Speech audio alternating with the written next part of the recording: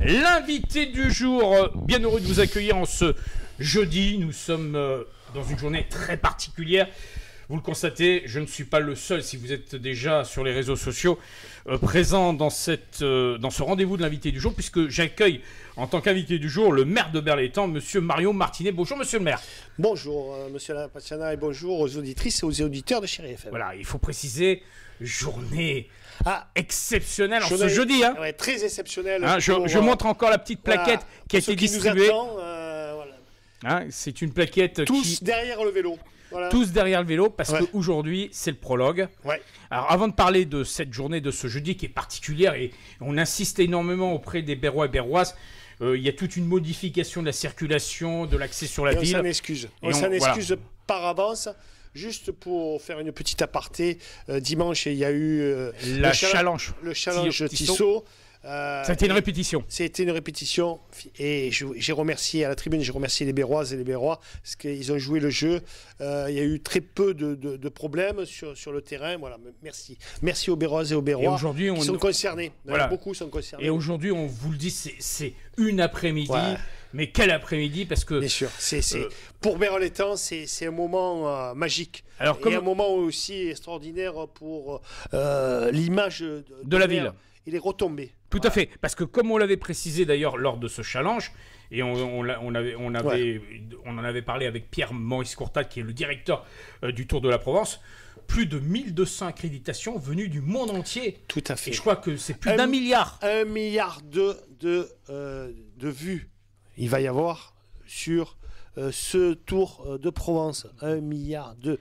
Imaginez-vous ce que cela signifie. Voilà. Tout à fait. Alors c'est moins que le Tour de France, bien sûr, mais c'est énorme, énorme. Donc Berlétan va être vu dans le monde entier, bien sûr, dans la France, mais aussi dans le monde entier. Voilà. Et je suis très fier de ça. Voilà, donc vous pouvez suivre, si vous nous suivez sur les réseaux sociaux, sachez-le, dès cet après-midi, sur la chaîne 21, donc l'équipe TV, en direct. Vous allez pouvoir suivre en direct, bien sûr, le prologue, puisque c'est un départ, toutes les minutes, de ces grands coureurs, et que de renom. Hein.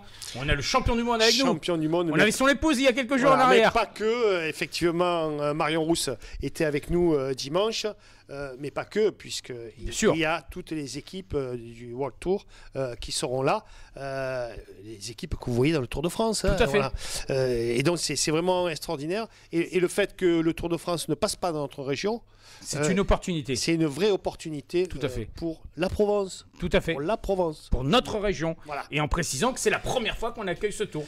Tout à fait. C'est la première fois qu'on accueille le Tour de Provence à Berlétan et ce ne sera pas la dernière. J'ai proposé à Marion Rousse d'ailleurs d'aller un peu plus loin puisque Marion Rousse est directrice du Tour féminin. Je lui ai proposé de faire une étape à Berlétan. Voilà, avec les féminines. Avec les féminines, bien sûr, parce que le vélo, c'est aussi bien un sport d'hommes que de femmes. Et je vous le dis, pour moi qui suis amateur de vélo et qui suis sur les routes, il y a aujourd'hui, ce qui n'existait pas il y a 15-20 ans, il y a autant de femmes que d'hommes. Tout à fait. C'est vrai que c'est une discipline, un sport qui s'est largement féminisé. Alors, monsieur le maire, la volonté aussi de la ville, de la mobilité, et de la mobilité, ceci à travers le vélo, puisque la ville a décidé de mettre en place aussi une piste cyclable qui va relier le centre-ville de Berlétan aux plages de Saint-Estève, les plages de Champigny et Merveille. Voilà. Voilà, c'est un peu le lancement, ce Tour de Provence, c'est un peu le lancement de tout ce qu'on veut faire en termes de mobilité, en termes de politique envers le vélo. Voilà, en général. 26 mai, Berre à vélo. Ça sera la deuxième édition. Ce sera la deuxième édition, mais il y aura plus d'envergure, un peu plus d'envergure que les autres années. Et vous disiez tout à l'heure, effectivement, une piste cyclable de plus de 4 km qui reliera... 4 km 700 qui reliera le centre-ville jusqu'à la plage de toute sécurité de Champigny en toute sécurité. Voilà. Et là, ça, vous allez voir, ça va être une belle promenade et une belle réalisation pour laquelle je suis très très heureux. Alors moi qui suis amateur de vélo, mais pas que, parce que vous verrez sur les pistes cyclables, il n'y a pas que des gens qui font du vélo, il y a des promeneurs, il y a des gens qui font du skate, etc. En famille. Et ça, c'est essentiel. Voilà. Alors, monsieur le maire, là, on était justement sur ces projets qui se sont établis entre 2021 et cette année 2022. Alors bien sûr, il y a cette piste cyclable, mais il y a très peu de temps, et on a eu l'occasion de la visiter, il y a eu l'inauguration de cette maison France Service, qui est vraiment au service de chaque Berrois et Berroise. Oui.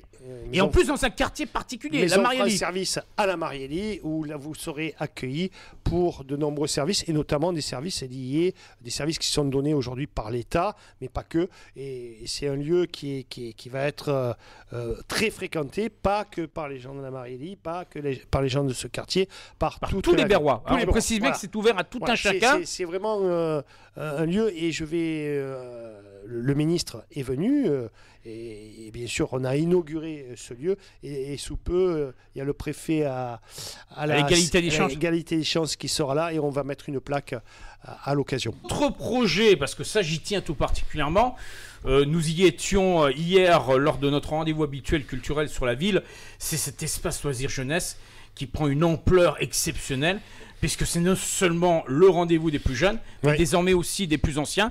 Donc il y a vraiment un esprit de rencontre générationnelle. Oui. Alors au-delà de ce site, cet espace qui est un lieu magnifique maintenant, qui est devenu un lieu magnifique, il était avant, mais encore au mieux.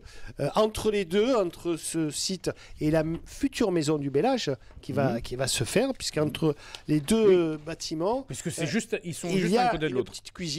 Une cuisine qui servira d'atelier, qui permettra à nos plus jeunes et à nos anciens de se retrouver. Voilà, ça va être le lieu de convivialité autour de plats, de mets qu'ils élaboreront, et notamment au travers d'un atelier qui sera fait par le forum. Un lieu magnifique qui réunit les deux, les plus anciens et les plus jeunes, intergénérationnel, comme vous disiez tout à l'heure. Et en précisant que tout est cultivé sur place, parce que ça, il y a une volonté d'avoir des jardins populaires à Berlétan, à l'adresse de chaque Berrois. Tout à fait. Une véritable volonté politique. Alors, il faut dire que quand on parle de bien-être, on parle aussi de bien-être gustatif. Vous en parliez à l'instant avec cette mise en œuvre au niveau culinaire, et ça sera aussi le cas dans les self-service à l'adresse des écoles élémentaires. Oui. Alors, le premier self-service a été mis en route il y a très peu de temps. Ça faisait un moment que vous vouliez mettre... Et ça va continuer. Ces self-service, c'est une belle modernisation, une belle innovation. Ça va permettre plus d'autonomie pour nos enfants. C'est quand même l'objectif premier. Plus d'autonomie, un choix de la part des plus petits et des plus grands. Et bien sûr, à moyen terme, vous verrez, on m'a fait part qu'on a économisé beaucoup de temps, que les repas se font plus rapidement, que les femmes de service sont très heureuses de ce nouveau fonctionnement, et bien sûr du gaspillage en moins. Donc c'est une optimisation. Optimiser et faire en sorte qu'il n'y ait pas de gaspillage, et on va arriver comme ça à développer des self-services dans toutes nos écoles. On peut dire qu'après un peu plus d'un an de mandature, puisqu'officiellement les élections avaient eu lieu en mars 2020, nous sommes désormais en tout début 2022, on peut dire que le bilan est déjà assez conséquent, puisque les objectifs ont été réalisés. On commence à réaliser... Malgré la Covid présente au milieu. Malgré le Covid, on a commencé à réaliser nos objectifs. Le premier objectif, c'était de faire en sorte, et je le répétais et je le redisais dans la campagne électorale, si j'ai qu'un seul projet à réaliser, c'est le centre médical. Et bon, ça y est, c'est parti. Le centre médical concertation de avec petite urgence sera réalisé. On a contractualisé avec un opérateur. Centre médical petite urgence de 8h à 10h du soir. On précise pour les Berrois. Tout à fait. Nous, ouvert le soir, bien sûr, mais ouvert aussi tous les jours. Il sera sur l'entrée de l'avenue Ambroise-Croizat, tout à fait, quasiment en face des anciens tennistes. Tout à fait, de nos amis du site pétrochimique. Voilà. Donc ça, c'est le premier projet, l'éco-quartier. Bien sûr. Voilà. Ça y est, on a choisi l'opérateur, c'est parti. La crèche aussi, puisque j'allais dire, on a posé la première pierre de la crèche. Il y a quelques semaines en arrière. Et la cerise sur le gâteau, puisqu'il y a un autre projet qui me tient particulièrement à cœur. Allez-y. Voilà, on est très attentifs. L'aménagement, la réhabilitation et l'ouverture de Notre-Dame de Caderon. Oui, voilà. C'est le patrimoine de Berlétan. Et là, on a rencontré la semaine dernière la DRAC, c'est-à-dire la Direction régionale des affaires culturelles, qui a donné son feu vert pour un projet de réouverture, bien sûr avec des gros travaux. Il y a pour plus d'1,5 million de travaux dans cette chapelle, mais on va faire. voilà, ça y est, on a pris les choses par le bon bout. Et on a commencé à négocier avec la DRAC. On va avoir une petite subvention, je pense, de la DRAC de 25%. On va solliciter des subventions auprès de nos partenaires et notamment le département. Voilà. Je suis sûr que ce projet va aboutir. Ce qui a été semé entre 2020 et 2021 se concrétise. Voilà, je suis très heureux parce qu'on a peu de patrimoine à Berlétan. Et celui-ci est important pour les Bérois. Alors, on sait qu'il y a quelque chose de très important pour vous, malgré cette période qui a été difficile avec la Covid. Il y a cet aspect de sociabilité, de contact avec les Bérois et Béroises. Vous avez engendré depuis quelques années et depuis votre prise, bien entendu, de fonction en tant que maire, la volonté de conseil de quartier. Oui. Je pense que là, véritablement, cette année 2022, ça va être la grande reprise. Alors, sous réserve du Covid, on va organiser très rapidement des conseils de quartier en espérant que le Covid s'arrête. Hein, oui, mais vous savez que continue je pense qu'on est sur la bonne voie. J'espère, je touche du bois. Bien sûr. Effectivement, c'est un peu notre marque de fabrique, la concertation, la discussion et la participation de la démocratie participative. Réunion de quartier, comité de quartier, voilà. Et on va reprendre notre marche en avant très rapidement. Dès le mois de mars, le 3 mars. 3 mars, le donc 3 mars, très rapide. On aura dans quelques jours.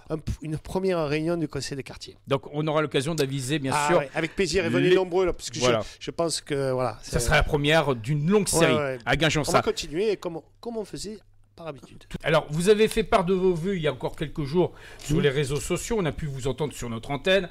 On a pu vous voir également sur tous ces réseaux sociaux qui sont aussi ceux de notre radio. Mais l'année 2022 débute. Même si nous sommes en février, on peut encore souhaiter des vœux, en tout cas accompagner chacun des Bérois et Béroises et au-delà tous ceux qui nous regardent et qui nous écoutent. Écoutez, si tant est, je pourrais continuer à faire des vœux pour nos Béroises et Bérois. Les seuls vœux que je ferai, c'est que le Covid se termine. Voilà, bien sûr, les choses traditionnelles qui sont la santé, et qu'on retrouve le bonheur et l'amour, comme je dis souvent, mais surtout que le Covid se termine et qu'on revienne à des choses un peu plus normales, avec une vie antérieure qu'on a. Vous avez déjà annoncé les stars qui vont venir aux Nuits de Berre. Oui, vous pouvez les citer d'ailleurs, n'hésitez pas. Je l'ai déjà annoncé, mais je refais l'annonce. Et donc, c'est les concerts gratuits des Nuits de Berre qui se dérouleront début juillet, où on aura Kenji, Martin Solveig, qui est un DJ, et Ahmed Bent, que l'on voit traditionnellement à la télévision, là, sur une petite émission de télévision. Voilà. C'est une histoire de star. Encore de beaux jours pour les animations et les spectacles à Berlétan. Gageons en tout cas que ce printemps 2022 qui va s'annoncer nous réserve encore de bonnes surprises. Oui, vous allez voir. On y aura de très bonnes surprises et j'en ai sous le coude. Voilà, donc on ne vous en dit pas plus pour le moment. Je reviens aujourd'hui, date importante, cet après-midi, l'événement. Venez nombreux à Berlétan. Et si vous ne pouvez pas vous déplacer, regardez la chaîne 21 pour découvrir. Vous avez tout dit, monsieur Lapassiana. Voilà. Vive le vélo à Berlétan. Vive le vélo. Et vive la ville de Berlétan. Vive Berlétan.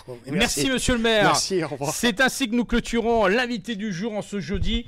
Alors soyez attentifs si vous devez venir sur Berlétan. On vous rappelle, pendant quelques heures, la ville ne sera inaccessible. En tout cas, plus de renseignements sur le site internet berlétan.fr et sur la page Facebook de la ville. Vous aurez toutes les informations complémentaires et on retrouvera très très bientôt monsieur le maire. On va vous souhaiter une bonne après-midi de cyclisme. J'y vais de ce pas. Merci monsieur le maire. Merci.